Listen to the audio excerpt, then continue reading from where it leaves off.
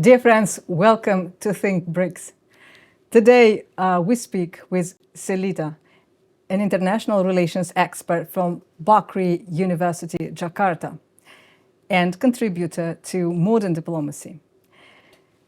She will help us understand Indonesia's bold moves, joining BRICS, signing US defense deal, and meeting Putin all at once. How does Jakarta balance great powers? Let's find out. Welcome to Think BRICS, Selita. I'm so glad to meet you. Thank you very much. I'm honored to be invited here to Think BRICS. Thank you. Let's start with the very beginning. Indonesia's foreign policy draws from free and active doctrine, the 1955 Bandung spirit, and the proverb. Proverb says, "A southern friends are too few, one enemy is too many." So in today's fragmented world, what does this philosophy actually look like in Jakarta's day-to-day diplomatic decisions? Before we start deeper into the current geopolitical, how Indonesia adapt this free and active foreign policy, we have to look back to the trajectory of history, how this kind of doctrine philosophy has been built. It's been built in 1948 by by the former Vice President of Muhammad Hatta.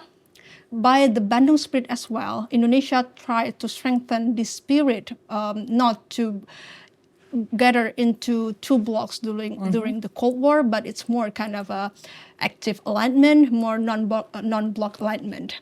When it comes to the idea of the many friends, it's not enough. It's not seems like Indonesia foreign policy direction being naive. It's just how Indonesia active to play Indonesia role in the global governance. So that's why if we talk about the Indonesia position in the current geopolitical order, despite of the challenges, global uncertainty, Indonesia choose to be from the non-alignment movement by the Bandung Spirit continued to the non-alignment movement conference. Indonesia currently tries to play as an active role, active alignment by the multi-engagement in the global stage. So that's why if we talk about this geopolitical context currently, especially under the President Prabowo Subianto, it's more kind of the active alignment. Thank you. Under President Prabowo Subianto, Indonesia became BRICS member. In your view, what is BRICS mainly for today? And what should a new member like Indonesia, what they should realistically expect from BRICS? So from BRICS, especially Indonesia, I do believe that some Indonesian experts, some Indonesian scholars, Indonesian citizens, they are pretty pessimistic about Indonesian movement towards to join BRICS. Why they do think so? It is because it seems like Indonesia choose kind of another alignment, another blocks, try to avoid the Western influence. But that's not the main idea. How Indonesia, we come back to the idea, the doctrine of active alignment, active engagement. So by this idea, Indonesia, the main idea of Indonesia to join BRICS is about to erode, to reduce the dependency into the Western institution. For example, the International Monetary Fund and the World Bank. Why this is so? Because I do think that the current global governance situation, it remains fails. If we take a look about the conflict, how the UN cannot do the resolve the conflict and so on and so forth. So by the BRICS, it's such a new hope for Indonesia as well to try to not depend on the Western institution, but try to have another change to improve the strategic autonomy for Indonesia itself. And by the BRICS also, Indonesia aim is to have another perspective by the institution that developed by the Eastern country, by the global South, not also Eastern countries. So by this view, Indonesia not only take into one side, but being such a bridge builder between the global South and global North. So BRICS for Indonesia, such a new hope to build Indonesia better in the future. An opportunity to enlarge the influence of Indonesia also. To leverage. To leverage also, to leverage the influence, to play an active role in the current global governance. Indonesia controls the Strait of Malacca and counts China as its largest trading partner, but at the same time deepening its defense ties with the United States. How does Jakarta leverage its geographic and economic position when negotiating with two competing powers without being forced to pick a side? So how they manage? So again, back to the principle of it being independent and active. Indonesia tried to play a multi-sector foreign policy. What does it mean? That Indonesia not choose any sides, but Indonesia tried to maintain the neutrality into the global context, not to choose the US, but also not to be side with the China. But the thing is, to leverage this kind of a role in the global governance, Indonesia needs to be an active player, an active role. So that's why, on the other hand, Indonesia tried to get investment for the infrastructure, for the environment from the China. But on the other hand, also to maintain the security, to maintain the strategic security partnership by the US as well. So it seems like Indonesia tried to balance with the China and also the US. But doesn't mean that the rivalry between the US and the China impacted Indonesia. Because as I know that some people also still believe that if Indonesia kind of to pick one side, choose one side, for example, China or the US, is going to be raising the tension from the western or from the eastern part, but it's not something like that. How to play in international order is to just being an active, especially if we take a look about the current geopolitical situation, multipolarity, polycentric era. You cannot to pick one side. You cannot be rely on only one particular player in the global governance. The way to do this is only to be active, because back on the ideas of many friends, not enough. But many analysts say that balancing, yes, you can, but it cannot last for a long period. One day there will be a moment, one force or another force will make you in conditions to choose. And it is not so easy. It is not easy for any country to choose. But what do you think about Indonesia? Back to the main, the basic principle in politics. There's no sustained friends. What stays is only interest. Interest, right? yeah. So this is how Indonesia as well. How to become an active, how to survive in the international system, just backed on what interests from Indonesia.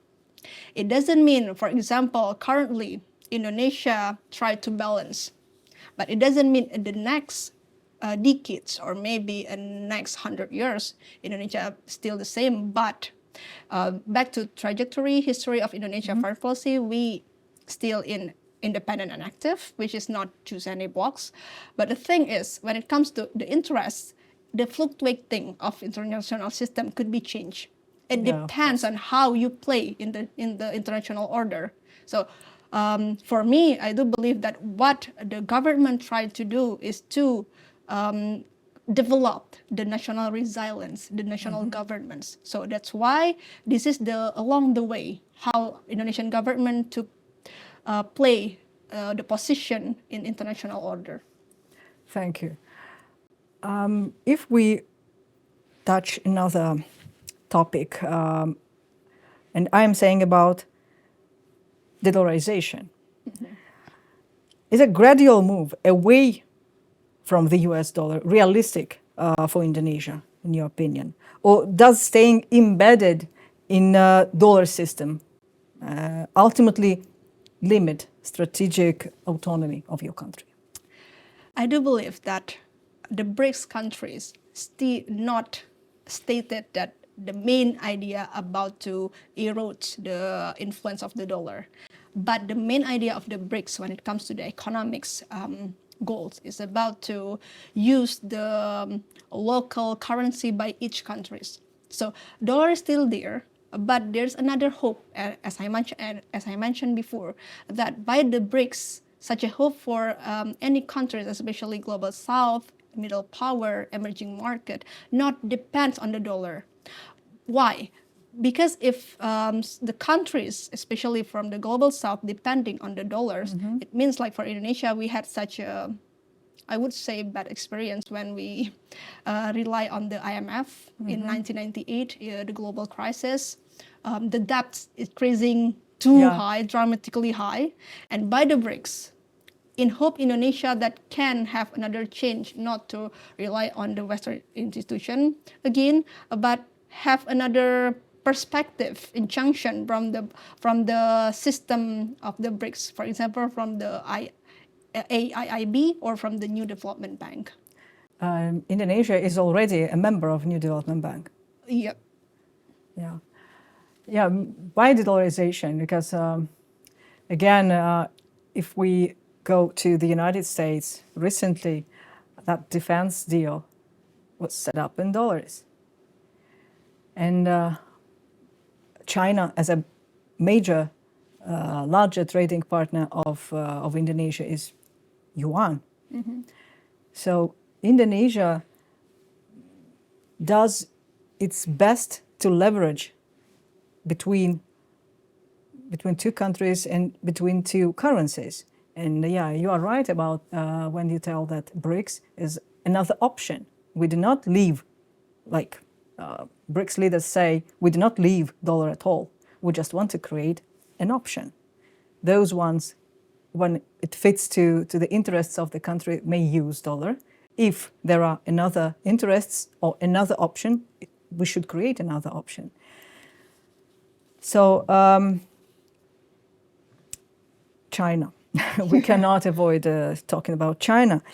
China and India are two founding members of BRICS, but they still have, we can say, strategic disagreements. What tools or approaches help a country like Indonesia stay constructive with both India and China without being pulled into their conflicts?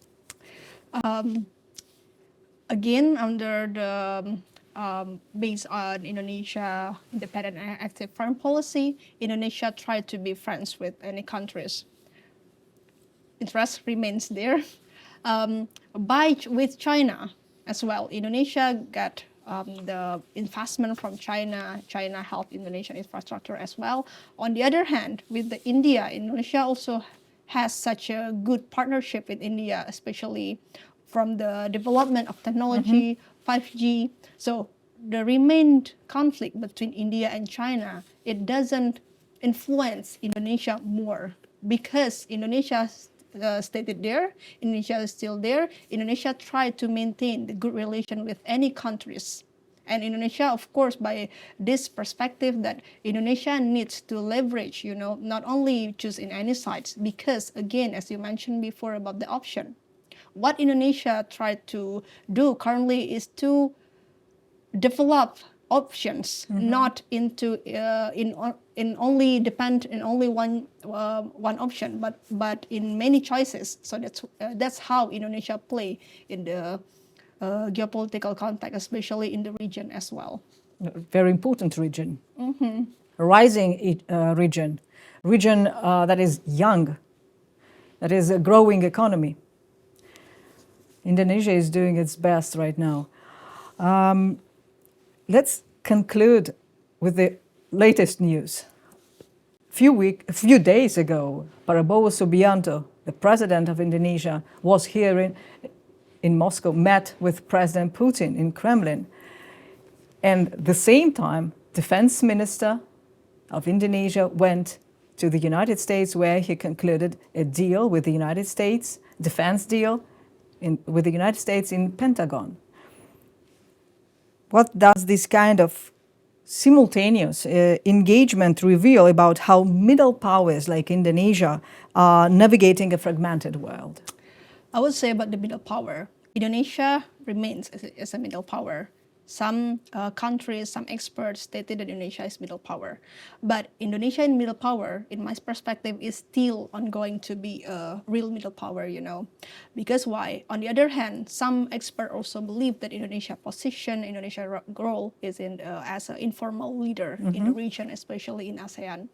About the Prabowo Subianto, at the same time, sent the Minister of Defense to the Pentagon, and he himself came to Moscow to meet President Putin for the oil and gas negotiation. Yeah. By this view, President Prabowo, under his administration, tried to maintain the leverage of foreign policy, active and independent.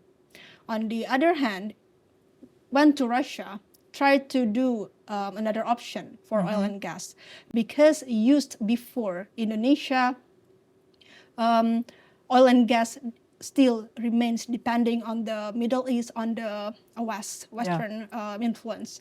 On the other hand, why he sent the the Minister of Defense to the Pentagon, also to maintain the relation with the U.S. We cannot avoid U.S. influence still in Indonesia.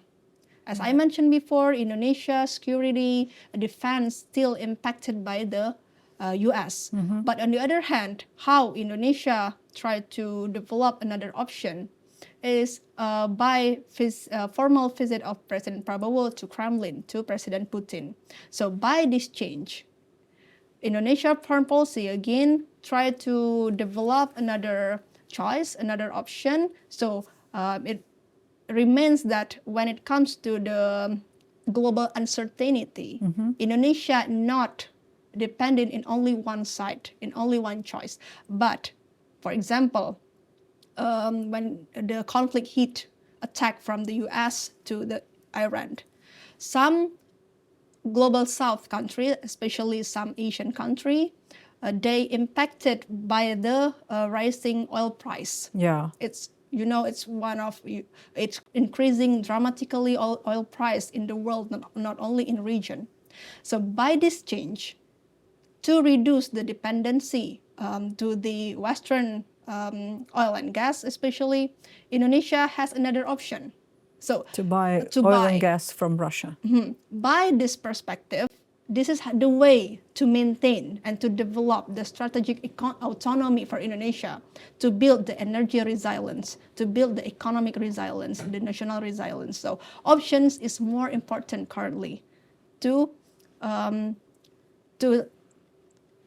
escape the current global uncertainty, because we never know what happened, you know. And some expert also fails to predict what happened in the current global governance. Wow. So what to do to be an active player in the international system, in the multipolarity, which for me it's kind of the way to the chaotic world order, is to have a lot of options. So when you have a lot of options, the same how the country, the state play their role in the international world order, so you will not depending in only one side, but you have a lot of options. Actually, my personal view, it was deliberate to organize two meetings in two different countries. We may say rival countries, just to show the world that Indonesia is not picking sides. Indonesia has its own interests, and the government, the president of Indonesia, is thinking of his own country first, and then about competing powers, rivalries, economic instability. So for him, it was very important to give this signal. What do you think? In fact, that after went to Kremlin, official visit to Kremlin, President Prabowo went to Paris to meet President Macron, Emmanuel Macron. So to maintain this stability in the international system, this is how the way Indonesia play a role under the President Prabowo. I do think he's quite, he's pragmatic. Yeah. He's visionary, he's pragmatic into to see how the current world order are going. And by this momentum, he tried to explain, he tried to pursue the world that Indonesia is there. Indonesia not only as a middle power, but Indonesia plays such an important role to be a bridge builder. Indonesia is rich. You know, Indonesia, in fact, that the biggest importer for nickel, which this is very essential to build the AI. So that's why not only Indonesia needs another country, Global South and Global North, but both sides, Global North and Global South, also needs Indonesia. Because Indonesia is a rich, Indonesia archipelagic country, the maritime pivot, the role in the Indo-Pacific as well, the Strait of Malacca as a strait for global trade, supply and change. So that's why. If I remember well, it's about 20% of all Chinese import comes from Indonesia, from Strait of Malacca. So that's why I do think it's kind of not only one side that will be take advantage, but both sides, you know, not only Indonesia, but also another country also. Of course. About nickel, you mentioned, for years, Indonesia exported nickel ore. And since few years ago, it was banned, the export, because Indonesia told we want to produce nickel by ourselves, right? Is this law exists? The fact that the law is not exist yet, Indonesia still try to develop the law of the nickel, but to develop the idea of national resilience, Indonesia wanted, you know, to diversification, especially in the nickel production in Indonesia itself. So that's why under the Prabowo administration, especially Indonesia to attract more foreign direct investment to invest in Indonesia, to develop Indonesia resilience in resources in nickel especially.